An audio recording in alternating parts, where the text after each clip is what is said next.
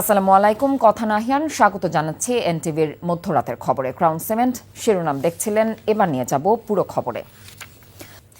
এদিকে কুয়েটের আন্দোলনরত শিক্ষার্থীদের সঙ্গে সংহতি প্রকাশ করেছে জাতীয় নাগরিক পার্টি এনসিপি। মঙ্গলবার রাতে রাজধানীর বাংলা মোটরে এনসিপির অস্থায়ী কেন্দ্রীয় কার্যালয়ে এক জরুরি সংবাদ সম্মেলনে সংগঠনটির পক্ষ থেকে বলা হয়, চলতি বছরের 18 ফেব্রুয়ারি কুয়েট শিক্ষার্থীদের ওপর ছাত্রদল এবং বহিরাগতরা দেশীয় অস্ত্রশস্ত্র সহ হামলা চালায়। এই ঘটনায় বিশ্ববিদ্যালয় প্রশাসনের নিরপেক্ষতা প্রশ্নবিদ্ধ হয়েছে।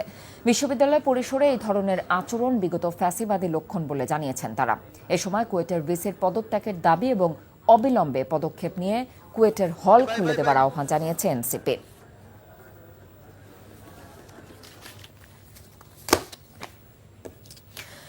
ফিলিস্তিনের জনগণ ও বাংলাদেশে আটকে পড়া রোহিঙ্গা জনগোষ্ঠীর মানবিক সংকটকে উপেক্ষা না করার জন্য বিশ্ববাসীর প্রতি আহ্বান জানিয়েছেন অন্তর্বর্তীকালীন সরকারের প্রধান উপদেষ্টা অধ্যাপক মোহাম্মদ ইউনুস।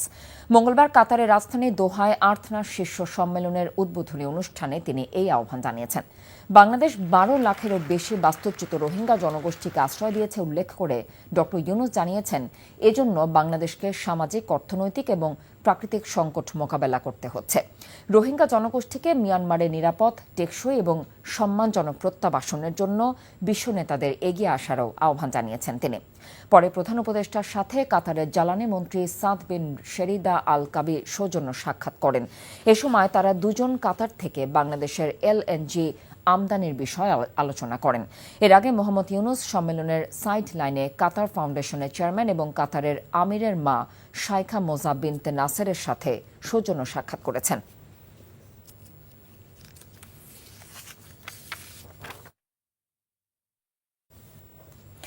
পাঁচ সংস্কার কমিশনের 691টি প্রস্তাবের মধ্যে 5 শতাধিক প্রস্তাবে একমত পোষণ করেছে বিএনপি, আর আপত্তি দিয়েছে 73টিতে।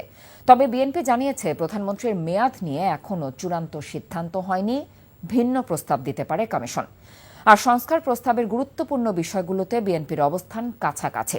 জ্যেষ্ঠতার ভিত্তিতে নয়, প্রবীণতম 3 সদস্যের প্যানেল থেকে প্রধান বিচারপতি নিয়োগের সুপারিশ করেছে এই দল। প্রধানমন্ত্রীর সাথে আলোচনা না করে রাষ্ট্রপতির সিদ্ধান্ত নেবার বিষয়টি আলোচনার পর ঠিক করার সিদ্ধান্ত তাদের। ইফতেখার রেজার রিপোর্ট। 5 সংস্কার কমিশনের দেয়া প্রস্তাবগুলো নিয়ে মঙ্গলবার তৃতীয় দিনের মতো ঐকমত্য কমিশনের সাথে বৈঠকে বসে বিএনপি, যেখানে 691টি প্রস্তাবের বিপরীতে দলটি একমত 500-র বেশি প্রস্তাবে, দ্বিমত 73টিতে। আলোচনায় জ্যেষ্ঠ একজন নয়, প্রবীণ 3 সদস্যের প্যানেল থেকে যোগ্য একজনকে প্রধান বিচারপতি নিয়োগের পক্ষে বিএনপি। সুপ্রিম কোর্টের বিচারক নিয়োগ সংক্রান্ত যে অধ্যাদেশ জারি করেছে, যেটা হাইকোর্টে চ্যালেঞ্জ হয়েছে, সেই বিষয়টা এবং সুপ্রিম কোর্টের একটা সচিবালয় প্রতিষ্ঠার জন্য যে উদ্যোগটা গ্রহণ করেছে, এটা সহ আমরা বিচার বিভাগের সম্পূর্ণ স্বাধীনতায় আমরা বিশ্বাসী এবং সেটা আমরা বাস্তবায়ন করার অঙ্গীকার আছে। রাষ্ট্রপতির অভিশংসনে 2 কক্ষের 2/3 ভোটের বিধান চাই উল্লেখ করে দলের স্থায়ী কমিটির সদস্য সালাউদ্দিন আহমেদ জানান, রাষ্ট্রপতির প্রধানমন্ত্রীর উপর নির্ভরশীলতা কমানোর পক্ষে তারা। প্রধানমন্ত্রীর মেয়াদ সম্পর্কিত ওনারা একটা চিন্তা করছেন যে পাল্টা কোনো প্রস্তাব দিতে পারেন কেন আমাদের বিপক্ষে, ওটা পেলে আমরা আলোচনা করব। তারপরে একই ব্যক্তি প্রধানমন্ত্রী, হাউস অব দি লিডার এবং পার্টির চিফ হতে পারবে না, সেই বিষয়ে আমরা আপনাদের সাথে যথেষ্ট আলাপ আলোচনা করেছি। আর দ্বিকক্ষ বিশিষ্ট সংসদ এবং অবাধ সুষ্ঠু নির্বাচনের জন্য তত্ত্বাবধায়ক সরকারের পক্ষে বিএনপি। তবে জরুরি অবস্থা জারির প্রশ্নে জাতীয় সাংবিধানিক কাউন্সিলকে জড়িত রাখতে চায় না বিএনপি।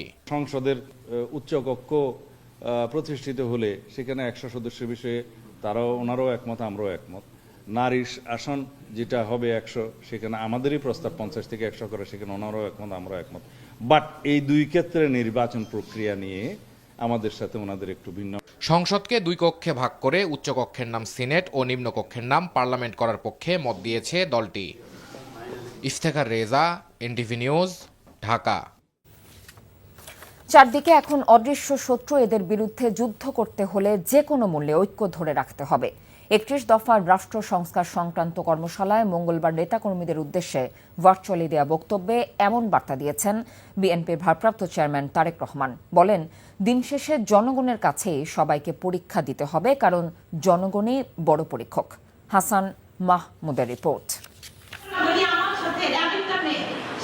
৩১ দফা রাষ্ট্র সংস্কার বাস্তবায়নের লক্ষ্যে উত্তরাঞ্চলের ৩ জেলা লালমনিরহাট, গাইবান্ধা এবং কুড়িগ্রামে দিনব্যাপী প্রশিক্ষণ কর্মশালার আয়োজন করে বিএনপির প্রশিক্ষণ বিভাগ। লালমনিরহাট জেলা পরিষদ অডিটোরিয়াম, কুড়িগ্রামের আলমাস কমিউনিটি সেন্টার এবং গাইবান্ধা জেলা স্টেডিয়াম মিলনায়তনে পৃথক কর্মশালায় অংশ নেন রংপুর বিভাগের এই ৩ জেলার বিএনপি নেতারা।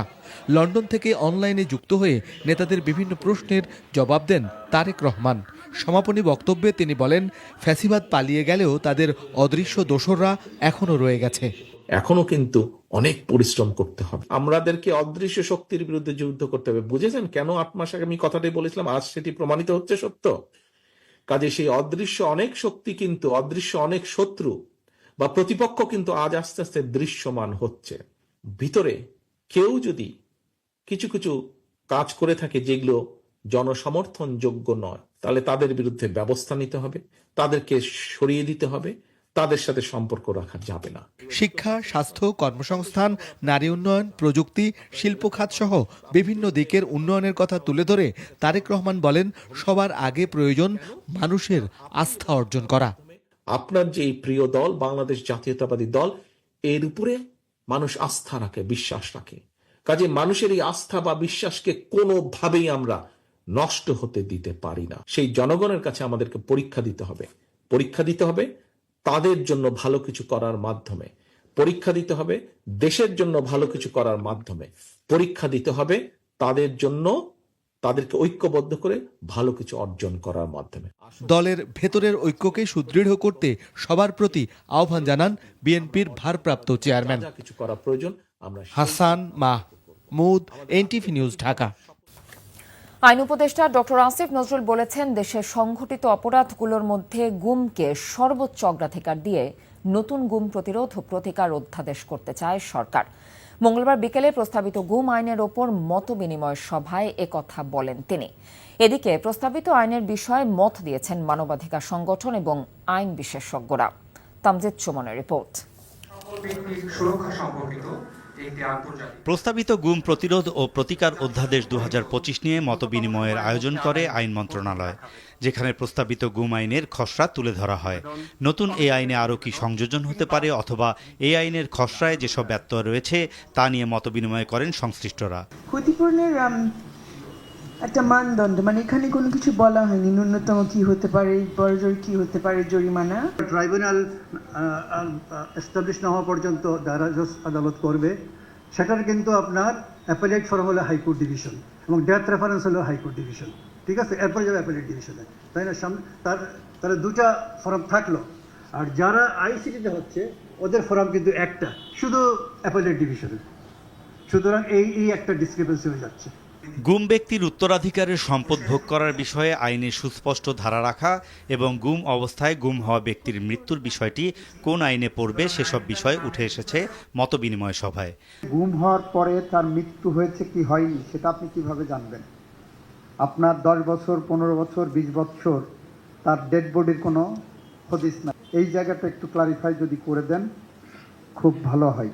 কোন গুমটা ওয়াইড স্প্রেড এবং সিস্টেম্যাটিক এটা নির্ধারণের ব্যাপারে একটা ইয়ার্ডস্টিক যেটা ঠিক করতে হবে, সেটা এমনভাবে করতে হবে যাতে কোনোভাবেই এই দুটো আদালতের মধ্যে কোনো কনফ্লিক্টের জায়গা তৈরি না হয়। এটা সবচেয়ে বেশি বড় কনসার্নের জায়গা। আইন উপদেষ্টা বলেন, সর্বোচ্চ অগ্রাধিকার দিয়ে গুমের বিরুদ্ধে কাজ করছে সরকার। প্রস্তাবিত নতুন আইন হলে গুম প্রতিরোধে কার্যকর ভূমিকা রাখবে। আগামীতে যে সরকার আসবে সেই সরকার এই আইনকে বৈধতা দেবে বলেও প্রত্যাশা করেন তিনি।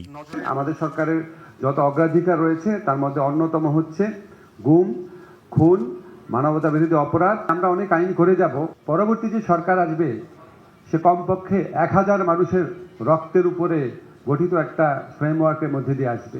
এত বড় একটা লিগেসি বহন করার পর আমাদের পরবর্তী সরকার আমাদের সমস্ত সংস্কার ভুলে যাবে, এটা আমি কল্পনাও করতে চাই না। এদিকে মতবিনিময় সভায় প্রস্তাবিত গুম প্রতিরোধ ও প্রতিকার অধ্যাদেশে মৃত্যুদণ্ডের বিধান না রাখতে পরামর্শ উঠে এসেছে। Tamjid Suman, NTV news, Dhaka. পুলিশের কোনো সদস্য সাদা পোশাকে আসামি ধরতে পারবেন না বলে জানিয়েছেন স্বরাষ্ট্র উপদেষ্টা জাহাঙ্গীর আলম চৌধুরী। একই সাথে তিনি বলেছেন, পুলিশের তেলবাজি ব্যবস্থা ফেরানোর চেষ্টা হচ্ছে, এটি বন্ধ করতে হবে।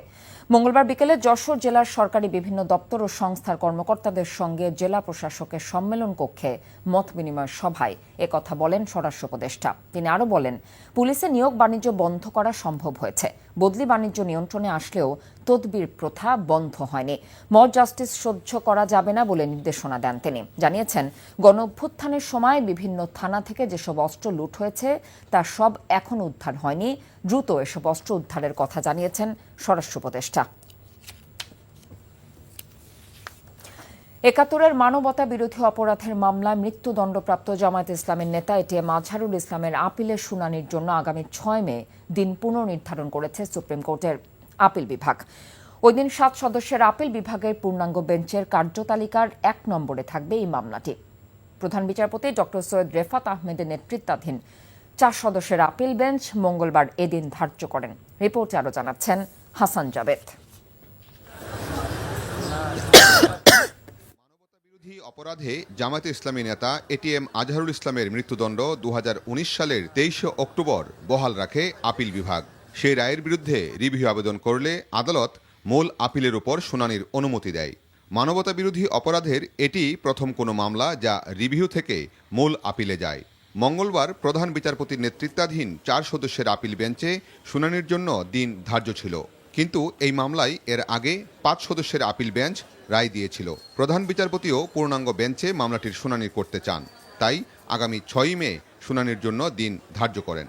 তখনকার আপিল বিভাগ সিদ্ধান্ত নিয়েছিল যে আন্তর্জাতিক আইনের প্রযোজ্যতার কোনো প্রয়োজন নাই। আমরা এখন এসে বলছি এই যে প্রয়োজন নাই বলেছেন, এটাকে আমরা রিভিউ করতে চাই। এই জন্য প্রধান বিচারপতি সহ আপিল বিভাগ বলছেন এই প্রশ্নের জবাব দেওয়ার জন্য আমাদেরকে পূর্ণাঙ্গ আপিল বিভাগ বসেই এই সিদ্ধান্তটা নিতে হবে। যাদেরকে ফাঁসি কাস্টে ঝুলানো হয়েছে আন্তর্জাতিক স্ট্যান্ডার্ড মানলে তাদের সকলকেই বেকসুর খালাস দিতে হতো। এ সময় জামাতের সেক্রেটারি জেনারেল মিয়া গোলাম পরোয়ার বলেন, ৫ আগস্টের পর আজহারুল ইসলামের মুক্তি না হওয়ায় তারা ব্যথিত, তবে আইনি প্রক্রিয়ার মধ্য দিয়েই সমাধান চান তারা। ৫ই আগস্টের সরকার পরিবর্তনের পর ৮ মাস পর্যন্ত তার এই মামলার যে কোনো ব্যাখ্যাই আইনজীবীরা দিতে পারেন, কোর্টের কাছে একটা ব্যাখ্যা থাকতে পারে, কিন্তু সময়টা যে ৮ মাস পার হয়েছে, সারা দেশের লক্ষ কোটি আমাদের নেতা কর্মী শুভাকাঙ্ক্ষী যারা ন্যায় বিচারের প্রত্যাশায় দিন গুনছেন তারা ব্যথিত। আমরা হতাশ নেই এই কারণে যে আদালতের কাছে আমরা সুবিচারের জন্য ধৈর্য ধারণ করি। ২০১৪ সালের ৩০শে ডিসেম্বর আজহারুল ইসলামকে ফাঁসিতে ঝুলিয়ে মৃত্যুদণ্ডের রায় দেয় আন্তর্জাতিক অপরাধ tribunal. Hasan Javed, NTV news, Dhaka. অপহরণের ৬ দিন পর টেকনাফে পাহাড়ের আস্তানায় অভিযান চালিয়ে সিলেটের ৬ বাসিন্দাকে উদ্ধার করেছে পুলিশ। ধারণা করা হচ্ছে মানব পাচারকারীরা তাদের বিদেশে পাচারের উদ্দেশ্যে অপহরণ করে। পুলিশের স্বজনরা জানিয়েছেন ১৬ এপ্রিল রাজমিস্ত্রির কাজের সন্ধানে কক্সবাজারে পৌঁছান সিলেটের জকিগঞ্জের মারুফ আহমেদ, শাহিন আহমেদ সহ ৬ বাসিন্দা। সেখানে গিয়ে পরিবারের সঙ্গে মুঠোফোনে কথাও বলেন সবাই। এরপর তাদের ফোন বন্ধ পাওয়া যায়। মঙ্গলবার দুপুরে অপহৃত একজনের মুঠোফোন থেকে কল দিয়ে স্বজনদের বলা হয় তারা টেকনাফের বাহারছড়ার পাহাড়ের আস্তানায় বন্দী আছেন। রাতেই তাদের সমুদ্রপথে ইন্দোনেশিয়া পাচার করা হবে। এই খবরে বিকেল থেকে টেকনাফের পাহাড়ের বিভিন্ন এলাকায় অভিযান শুরু করে পুলিশ। রাতে সমুদ্র উপকূলীয় বাহারছড়া ইউনিয়নের শিলখালী গ্রামের পাহাড়ের একটি আস্তানা থেকে অপহৃত ৬ জনকে উদ্ধার করা হয়। শিক্ষা মন্ত্রণালয়ের আশ্বাসে ৬ দফা বাস্তবায়ন আন্দোলন সাময়িক স্থগিত করেছে কারিগরি ছাত্র আন্দোলন। রাতে ঢাকা পলিটেকনিক ইনস্টিটিউটে এক সংবাদ সম্মেলনে এই তথ্য জানায় বাংলাদেশ কারিগরি ছাত্র আন্দোলনের নেতারা। তারা জানিয়েছেন, কারিগরি শিক্ষার্থীদের ৬ দফা দাবির প্রেক্ষিতে শিক্ষা মন্ত্রণালয় একটি কমিটি গঠন করেছে যা ৬ দফা বাস্তবায়নের রূপরেখা প্রণয়নে কাজ করবে। এজন্য ৩ সপ্তাহ সময় চেয়েছে মন্ত্রণালয়। এরই প্রেক্ষিতে সাময়িকভাবে আন্দোলন স্থগিত করা হয়েছে। এ সময় দেশের সকল কারিগরি ক্যাম্পাসের প্রশাসনিক ভবনের তালা উন্মুক্ত করে কার্যক্রম চালুর কথা জানিয়েছেন তারা। তবে দাবি আদায়ের লক্ষ্যে থাকবে ক্লাস কার্যক্রম। ৬ দফা দাবির বাস্তবায়ন ও কারিগরি সংস্কার কমিশন গঠন যথাযথভাবে না হলে পুনরায় আন্দোলন শুরু হবে বলেও জানিয়েছেন শিক্ষার্থীরা। এবারে প্রবাসের খবর। বাংলাদেশ রিপোর্টার অ্যাসোসিয়েশন সৌদি আরব পশ্চিমাঞ্চলের প্রধান উপদেষ্টা প্রবীণ সাংবাদিক রুমি সাইদকে বিদায় সংবর্ধনা দেওয়া হয়েছে। জেদ্দা থেকে মাসুদ সেলিম জানিয়েছেন, বাংলাদেশ রিপোর্টার্স অ্যাসোসিয়েশন সৌদি আরব পশ্চিমাঞ্চলের আহ্বায়ক সোহেল রানার সভাপতিত্বে এই সদস্য সচিব হানিস সরকার উজ্জ্বলের সঞ্চালনায়। এতে প্রধান অতিথি ছিলেন বাংলাদেশ রিপোর্টার্স অ্যাসোসিয়েশন সৌদি আরব পশ্চিমাঞ্চলের প্রতিষ্ঠাতা সভাপতি MY আলাউদ্দিন। বিশেষ অতিথি ছিলেন সাজিদুল ইসলাম, মোহাম্মদ সেলিম, বাহারউদ্দিন বকুল, কামাল পারভেজ অভি, কাউসার আব্দুস সালাম, রফিকুল হক চৌধুরী এবং স্বপন সহ অন্যান্যরা।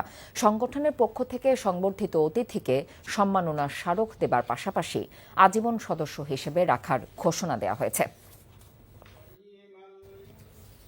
সৌদি আরবে নতুন প্রতিষ্ঠান গড়ে তুলে দেশের রেমিটেন্সে ভূমিকা রাখছেন বাংলাদেশি ব্যবসায়ীরা। সৌদি আরব রিয়াদে বাথা সামসিয়া মার্কেটে বাংলাদেশি মালিকানাধীন ইয়াসমিন হোটেলের উদ্বোধনী অনুষ্ঠানে কথা জানিয়েছেন অতিথিরা।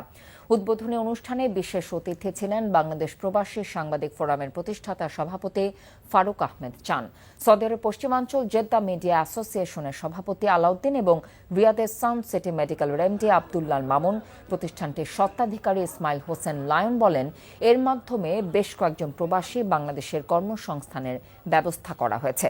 ভবিষ্যতে হোটেল সম্প্রসারণের মাধ্যমে আরও অনেক বাংলাদেশিকে কাজের সুযোগ সৃষ্টি করা হবে।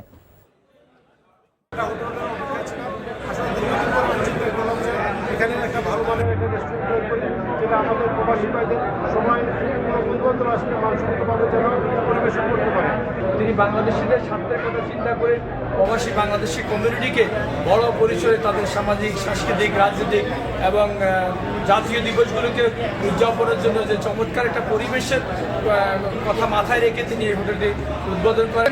প্রত্যন্ত অঞ্চল থেকে যারা বাধায় আসেন তাদের সবাইকে আহ্বান জানাবো এখানে এসে বাংলাদেশি খানা, মিডল ইস্টের খানা এবং ইভেন পর্দার হয়তো বা ইউরোপিয়ান যেই টেস্ট, সব ধরনের টেস্ট আপনারা এখানে এসে পাবেন।